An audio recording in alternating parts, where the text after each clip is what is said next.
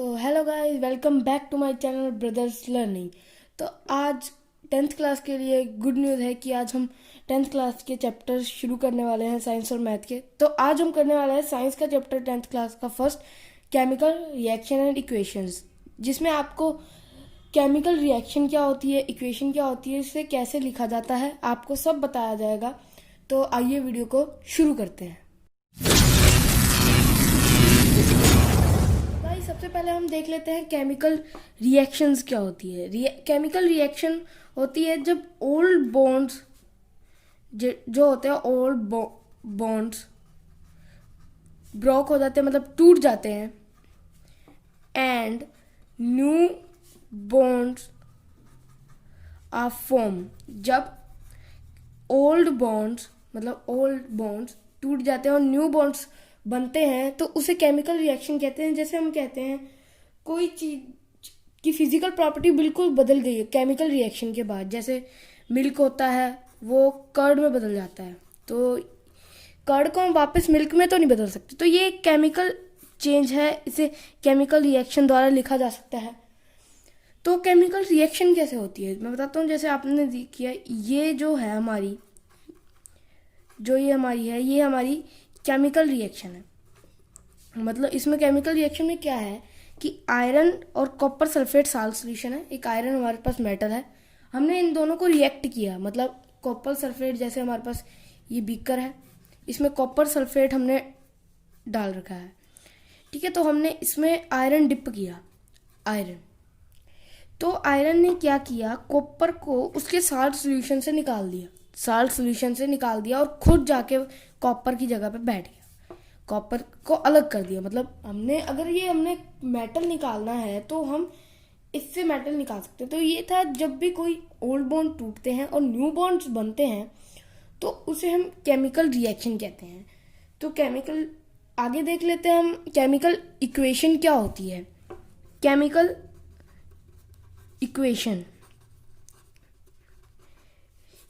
Equation जैसे मैंने आपको बताया, ये केमिकल रिएक्शन है, ये सिंबॉलिक फॉर्म है। वैसे हम इसको कैसे लिखेंगे, आयरन प्लस कॉपर सल्फेट बनाएगा आयरन सल्फेट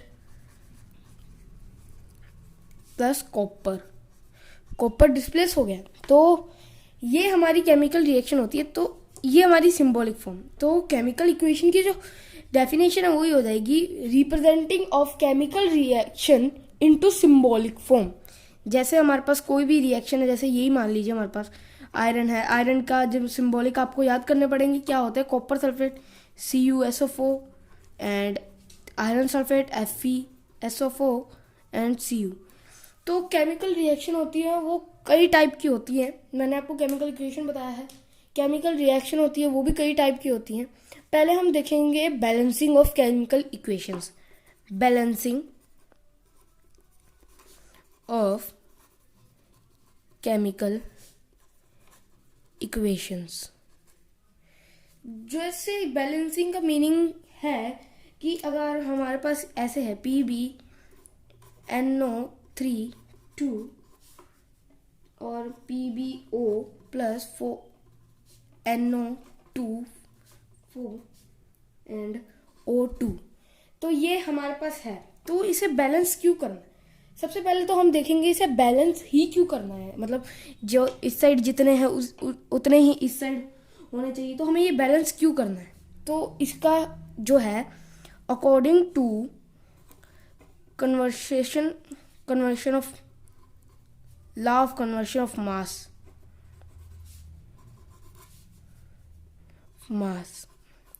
इसके अकॉर्डिंग क्या है, टोटल मास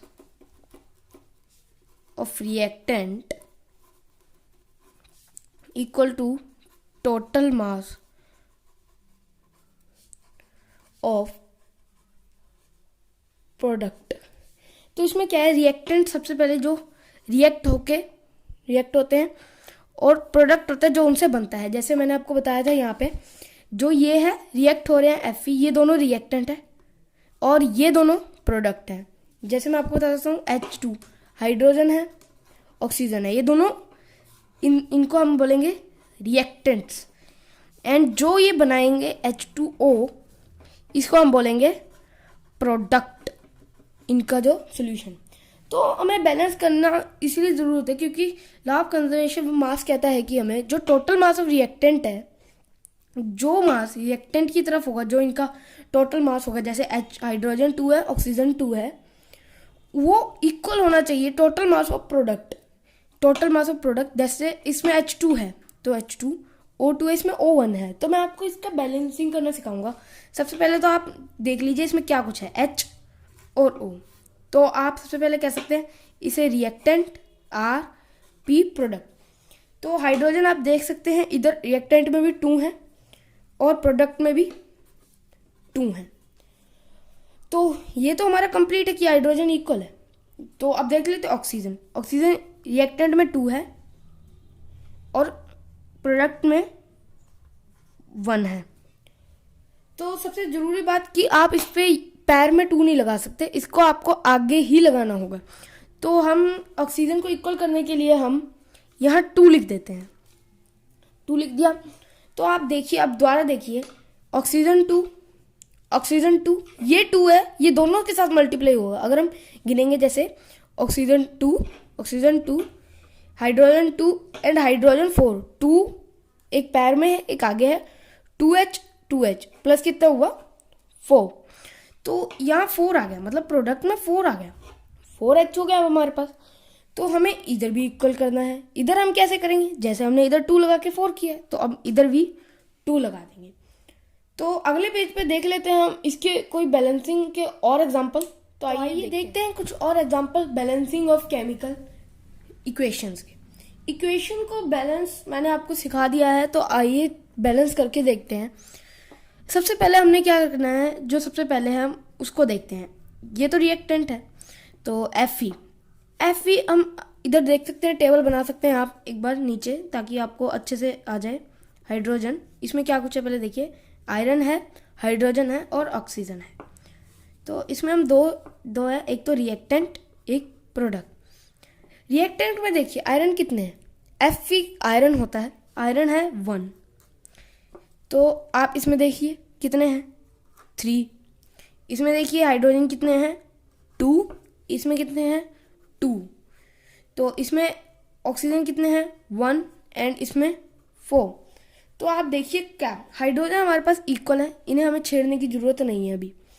तो सबसे पहले हम क्या इक्वल करते हैं, आयरन को इक्वल करने के लिए यहाँ 3 लगा देते हैं, 1 into 3। तो ऑक्सीजन 4 है, तो यहाँ 2 है, यहाँ 1 है, 4 और 1 यहाँ लगाना पड़ेगा हमें, 4 ऑक्सीजन हो गए 4 into 4। और हाइड्रोजन कितने हो गए 2 into 4 = 8। यहाँ कितने थे 2, तो यहाँ भी हम लगाएंगे 4। तो ये हमारी केमिकल जो इक्वेशन है ये हमारी बैलेंस हो चुकी है। देखिए 3 एंड हाइड्रोजन 8 एंड ऑक्सीजन 4। तो ये हमारी बैलेंस हो चुकी है। तो आगे देखते हैं हम आर्गन एंड क्लोरीन। ठीक है, इसमें बन गया आर्गन क्लोरीन।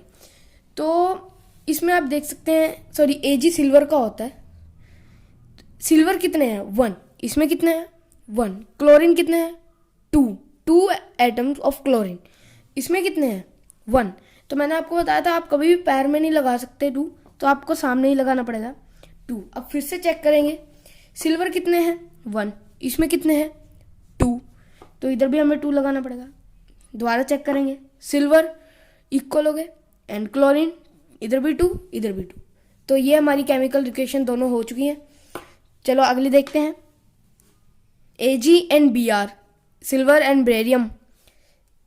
ठीक है, तो इधर देखते हैं सिल्वर कितने हैं 1 इक्वल है, अभी इसे हम नहीं छेड़ेंगे। बेरियम कितने हैं 2, इधर 1, तो हम यहाँ 2 लगाएंगे। अब फिर चेक करते हैं सिल्वर कितने हैं 1, इधर 2, तो इधर 2। ये आपकी बिल्कुल पहले जैसे ऊपर वाली इक्वेशन की तरह बैलेंस हो गई है। दोबारा चेक करने से आपको पता चल जाएगा। आगे देखते हैं थोड़ी difficult, FeSO4 iron sulphate, FeO3 ferric oxide, iron जब ऑक्सीडाइज हो जाता है तो उसे फेरिक ऑक्साइड बोलते हैं। SO2 sulphur oxide, SO3 sulphide.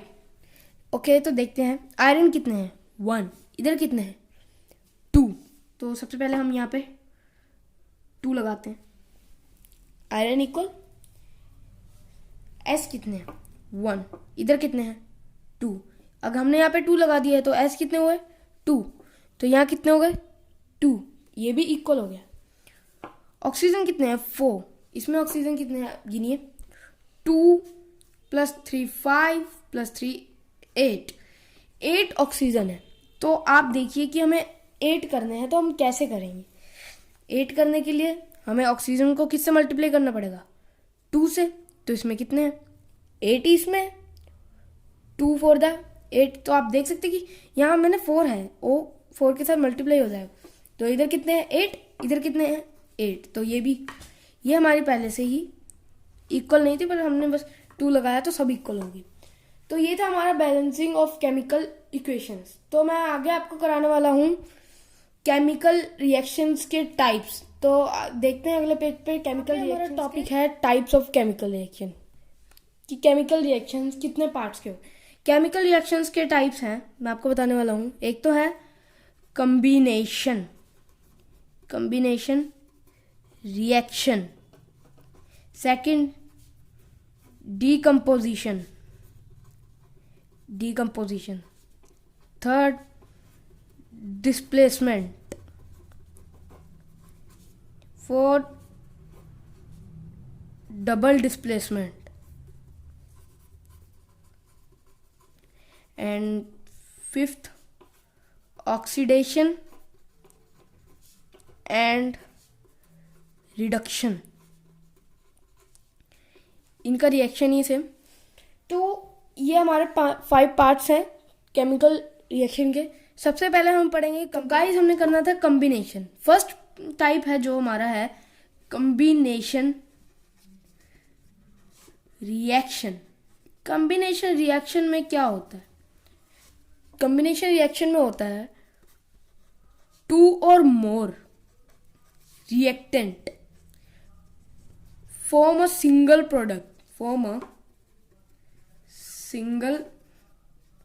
product।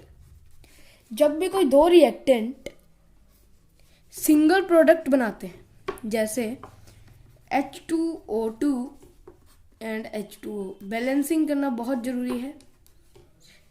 तो इसमें आप देख सकते हैं 2 और मोर कहा है, इन्होंने हमारे पर 2 और मोर कहा है, 2 या उससे ज्यादा। हमारे पास कितने हैं 2 रिएक्टेंट है, और कहा है कि सिंगल प्रोडक्ट बनाया है। तो आप कह सकते हैं ये कम्बिनेशन रिएक्शन है। यस, ये कम्बिनेशन रिएक्शन है। इसका आप और एग्जांपल ले सकते हैं, जैसे Ag + Cl2 सिल्वर और chlorine balancing, and 2 reactants single product. तो ये हमारी कॉम्बिनेशन। इसका नेक्स्ट पार्ट है decomposition reaction. Next type decomposition reaction. आपको अगर ये कॉम्बिनेशन रिएक्शन आती है तो आपको डीकम्पोजिशन आसानी से याद हो जाएगी। डीकम्पोजिशन बिल्कुल इसकी उल्टा है। आप लिखिए single reactant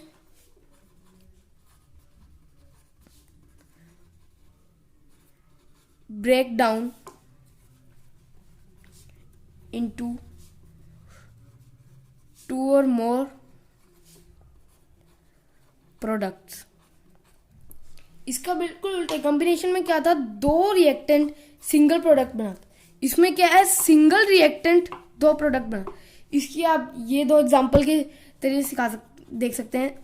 HCl2 sorry H2O H2 + O2 balancing. इसमें आप देख सकते हैं सिंगल रिएक्टेंट एंड 2 प्रोडक्ट्स। ठीक है, इसमें आप देख सकते हैं एक रिएक्शन में और बताता हूँ, PB NO3 2। इसमें देखिए आप PbO plus NO2 plus O2। Balancing बहुत ज़रूरी है। तो ये हमारी बैलेंस हो चुकी है। अब मैं आपको बताता हूँ, जैसे ये PbNO3 है, सिंगल रिएक्टेंट है, हमें कहा गया कि 2 और मोर में टूटना चाहिए, 2 और मोर 3 में टूट गया, प्रोडक्ट 3 प्रोडक्ट बन गए। अच्छा, कई बार क्वेश्चन आ जाता है इस रिएक्शन में से कि आप बताओ कि इसमें आपको कैसे पता चलेगा कि नाइट्रोजन ऑक्साइड ही बनी है। जैसे आपके पास ये रिएक्शन हुई तो आपको कैसे पता चलेगा इसमें नाइट्रोजन ऑक्साइड बनेगी। इसमें क्या होगा, जब भी ये रिएक्शन होगी तो इसमें से ना एक ब्राउन गैस निकलेगी, ब्राउन कलर का धुआं निकलेगा। उससे आप समझ लेना कि NO2 प्रोड्यूस होगी, नाइट्रोजन ऑक्साइड प्रोड्यूस होगी। तो डीकम्पोजिशन रिएक्शन कई से होती है, जैसे हीट, कई कारणों से होती है, हीट से,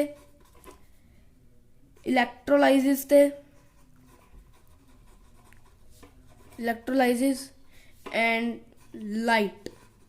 तो आपको पेपर में इससे रिलेटेड क्वेश्चन पूछे जाते हैं कि डीकम्पोजिशन रिएक्शन के एग्जांपल दो। एक हीट के द्वारा होना चाहिए, एक इलेक्ट्रोलाइसिस के, एक लाइट के। मैं आपको सबकी एक एक रिएक्शन बता देता हूँ जिससे आप आसानी से पेपर में कर सकें। NCERT में भी आपको मिल जाएंगे, इसमें आप पढ़ लेना एक बार NCERT की बुक। तो ये देखिए CaCO3, calcium carbonate, CaO plus CO2, इसमें बनेगा कैल्शियम ऑक्साइड। और ये हीट का साइन हमेशा होता है ट्रायंगल, ये हीट के। और आप देख सकते हैं ये भी जो ये रिएक्शन है ये भी हीट के कारण हुई है। तो आप इन दोनों में से कोई भी एग्जांपल लिख सकते हैं हीट में। तो इलेक्ट्रोलाइसिस में मैंने आपको बताया H2O, ये हमेशा इलेक्ट्रोलाइसिस की वजह से होता है। अगर आपको पूछा जाए तो आप हमेशा यहाँ जरूर लिखिएगा इलेक्ट्रोलाइसिस के द्वारा हुआ है। इस एरो के ऊपर लिखना होता है कि इलेक्ट्रोलाइसिस के द्वारा है। तो अब हमारा थर्ड एग्जांपल है लाइट के लिए, AgCl। मैंने आपको इक्वेशन बताया, ऊपर समझाया था आपको, Ag और Cl में टूट जाएगा,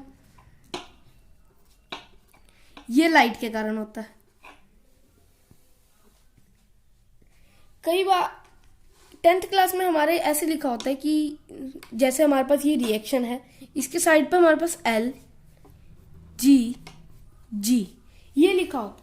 तो इसका मीनिंग क्या है, ये बताना चाहते हैं कि ये जो है H2O ये वाटर है, लिक्विड है। ओके, तो ये जो है G मतलब H2 गैस है, और O2G मतलब O2 भी ऑक्सीजन गैस है। ठीक है, तो ऐसे लिखा होता है। ज़्यादा अट्रैक्टिव बनाने के लिए इक्वेशन को ऐसे लिखते हैं, जैसे आप पेपर में देंगे तो ये साइड पे जरूर लिखिए अगर आपको पता हो कि ये क्या है। तो आगे देखते हैं इसका थर्ड पार्ट कौन सा है अगले पे। हमारा थर्ड टाइप है डिस्प्लेसमेंट रिएक्शन। डिस्प्लेसमेंट रिएक्शन में क्या होता है, मोर रिएक्टिव एलिमेंट,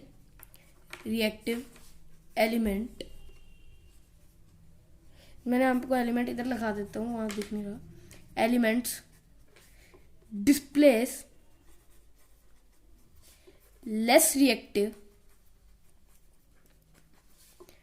एलिमेंट। जैसे मैं आपको एग्जांपल के तौर पर बताऊंगा, FeCO